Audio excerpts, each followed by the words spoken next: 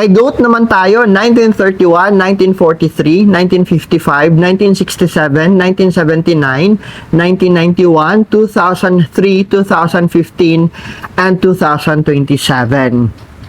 Maaari mong asahan ang malakas na swerte sa aspeto ng negosyo, GOAT. Maraming oportunidad para makilala ka.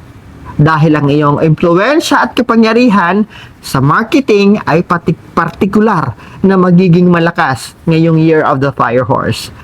Meron kang natural na kakayahan na makakuha ng tiwala ng iba at may malakas ka na kapangyarihan na manghikayat. Kailangan mong manatiling malinaw sa iyong mga pakikitungo sa ibang tao. Ito ay lalong mahalaga dahil ang presensya ng tinatawag natin na robbery star ay nagpapahiwatig na dapat mag-ingat ka sa mga issue pagdating sa tiwala at potensyal na pagkawala sa pamamagitan ng panlilinlang o pagnanakaw.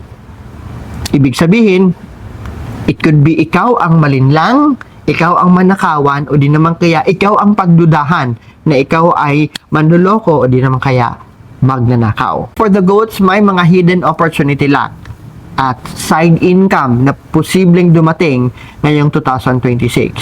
Peak income ay magiging potensyal sa iyo sa mga buwan ng September and October. September and October din po ang pinakamalakas na window or months na papasok o mag-a-acquire ka ng pera at kayamanan. Kaya, ulitin ko, mag-save. Okay? Saan maganda mag-invest ang mga GOAT? First, maganda mag-invest on your education, travel-related na mga negosyo, at sa pag-acquire ng mga ari-arian o property.